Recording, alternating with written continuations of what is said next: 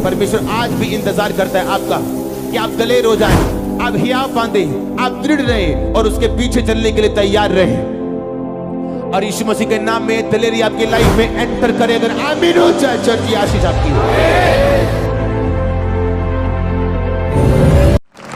परमेश्वर ने वचन में कहा, जब तू ऐसा व्यक्ति देखे जो कुकर्मी हो पर उसके काम सफल हो रहे हो, उसके कारण मत कुड़। जब तू एक ऐसा व्यक्ति देखे जो व्यभिचारी हो पर फिर भी आशीष ले रहा हो, दुनियावी आशीषों में हो, उसके कारण मत कुड़। और परमेश्वर को उसके विषय में तू कंप्लेंट मत कर कि तू धर्मी है लेकिन संघर्ष कर रहा है और एक कुटिल कुकर्म करने वाला व्यक्ति ब्लेस्ड है।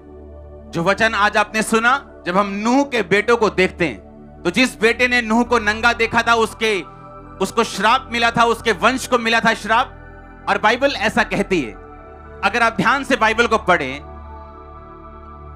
तब भी उस श्रापित वंश के सारे बच्चे दुनियावी तौर से आशीषित रहे बहुत साल। क्या आपने कभी गौर नहीं किया बाइबल में कि परमेश्वर अब्राहम को क्यों कहता था कि मैं तुझे कनान देश दूंगा? इजराइलियों को क्यों कहता था मैं तुझे हित्तियों का, अमोरियों का, यबूसियों का, कनान का देश दूंगा? क्या दुश्मनी थी परमेश्वर की कनान से? क्योंकि वो कनानी, वो हित्ती, वो सारे जितने आप वंश पढ़ते हैं जो परमेश्वर ने कहा था मैं तुमको दूंगा, वो सारे उसी बेटे के वंश हैं जिसने अपने बाप को नंगा देखा था। आप नीनवे देख लो, उसी हाम से निकला होगा, नूह के बेटे से। आप मिस्र देख लो, वो नाम आपको वहां मिलेगा। वही योना नबी नीनवे को गया था तौबा करवाने के लिए उनकी, क्योंकि वो परमेश्वर से दूर थे। और किसका वंश थे वो? उसी बेटे का जिसने पाप किया था। और अगर आप बाइबल की गहरी स्टडी करें, आपको मालूम होगा कि नीनवे जो शहर था उसको बार बार लूटा जाता था, बार बार वो प्रॉब्लम में फंसता था, बार बार उस पे अटैक होते थे। इसके बावजूद फिर भी उनका मन नहीं किया कि वो परमेश्वर की ओर मुड़े।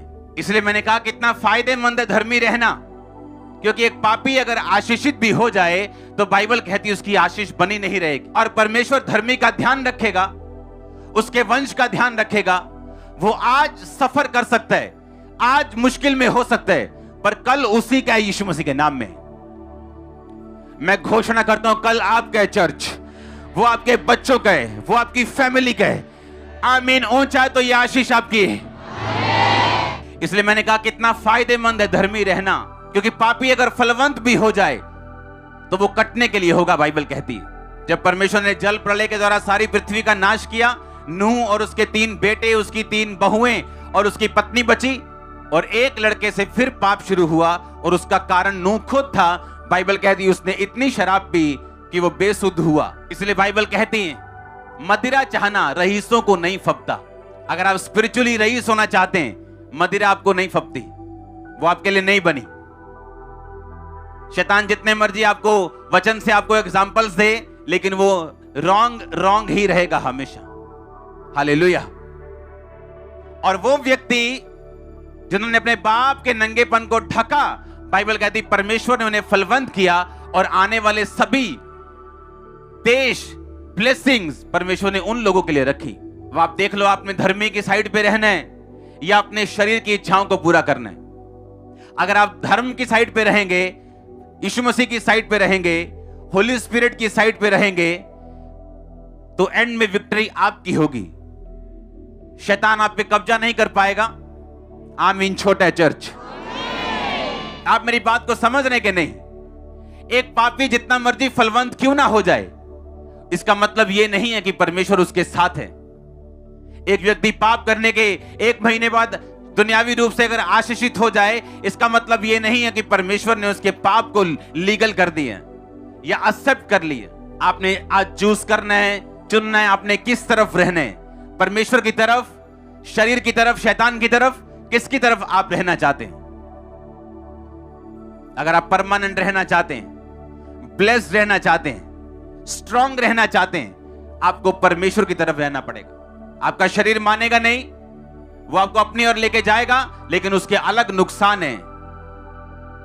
आप सुरक्षा से बाहर हैं, आप अपने आप के ऊपर हैं। और कब तक चलेंगे अपने आप के ऊपर रह के?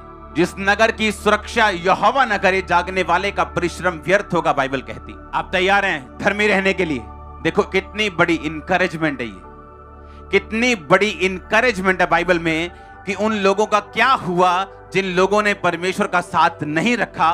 कि जो लोग धर्मी रहे हैं बाइबल में, परमेश्वर ने उनकी सुधि ली है, इमरजेंसी में उनका साथ दिए, उनको छोड़ा नहीं, उनको त्यागा नहीं।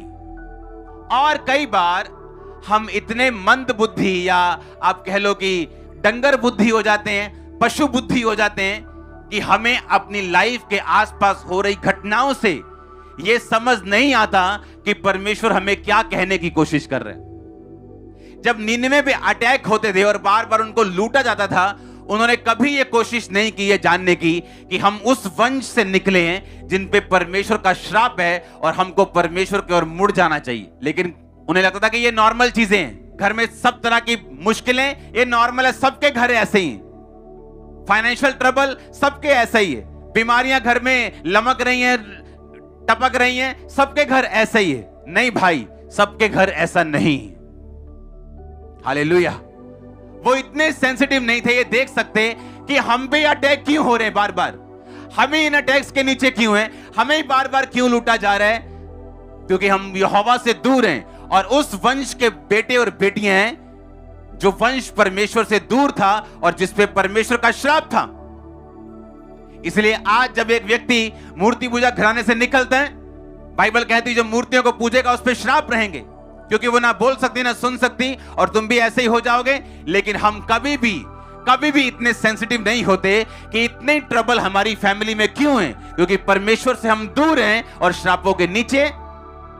और जब हम सेंसिटिव हो जाते हैं, अलर्ट हो जाते हैं और अपनी लाइफ के आसपास की घटनाओं से समझने लगते हैं कि परमेश्वर हमें किस दिशा की ओर लेके जाना चाहता है, तब आपका राइज, आपका ऊपर जाना तब शुरू होता है यीशु मसीह के नाम में।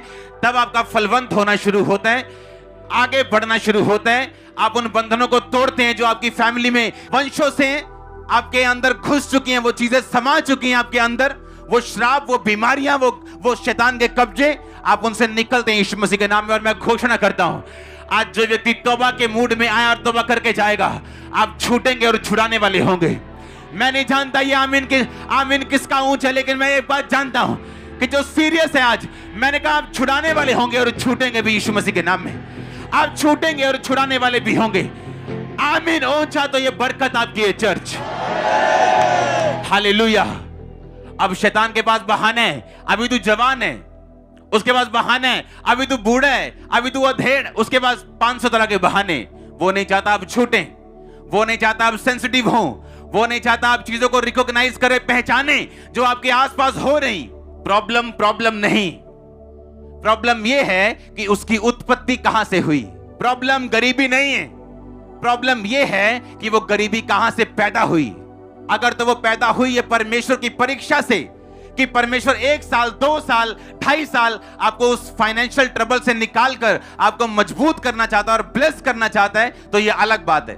लेकिन अगर उसकी उत्पत्ति आपके अपने पापों और श्रापों और उन चीजों के कारण हुई है जो बाइबल में मना की गई हैं, तो वो आपकी उन्नति के लिए नहीं, आपको डाउन करने के लिए और शर्मिंदा करने के लिए। और जब हम अपनी शर्मिंदगी को देखते हैं कि किस कारण ऐसा हुआ और उसको सुधारते हैं, आप सेंसिटिव हो जाते हैं और आपको मालूम होता है कि अगर ये परमेश्वर की ओर से मेरी लाइफ में ऐसा कोई गुनाह नहीं, कोई पाप नहीं, कोई ऐसा शेक नहीं है जो मेरी थैली में हो, तो आप निश्चिंत हो जाते हैं कि परमेश्वर मेरे साथ है और इसमें से वो भलाई को पैदा करेगा। और अगर ऐसा नहीं है, आपको मालूम है कहीं शेक है, कहीं गुनाह है, कहीं कमियां हैं, कहीं प्रार्थना नहीं है, कहीं गलत देखना है, गलत सुनना है, गलत बोलना है, तो आप उसको पहचानते हैं, अपने आप को सुधारते हैं, तब भी आप ऊपर जाते हैं और आपका राइज, आपका ऊंचा जाना शुरू होता है। परमेश्वर आपकी हेल्प करना चाहता है, वो आपकी लाइफ को बोरिंग करना नहीं चाहता, आपकी हेल्प करना चाहता, आप अपनी डेस्टिनी को पकड़ सकें। वो आपकी हेल्प करना चाहता, आप आगे बढ़ सके, आपकी हेल्प करना चाहता, आप दूसरों की हेल्प कर सकें, अपने परिवार के मूसा और एलिया बन सकें, वो आपकी हेल्प करना चाहता है। और यीशु मसीह के नाम में मैं आपको मसा करता, अपने हाथों को उठाओ, रिसीव करो, बोलो आई रिसीव। ऊंची आवाज बोलो आई रिसीव, आई रिसीव बोलो ऊंची आवाज, 7 बार बोलो आई रिसीव। मैं ग्रहण करता हूं, ग्रहण करती हूं, बोलो ऊंची आवाज में। आमीन, हालेलुया।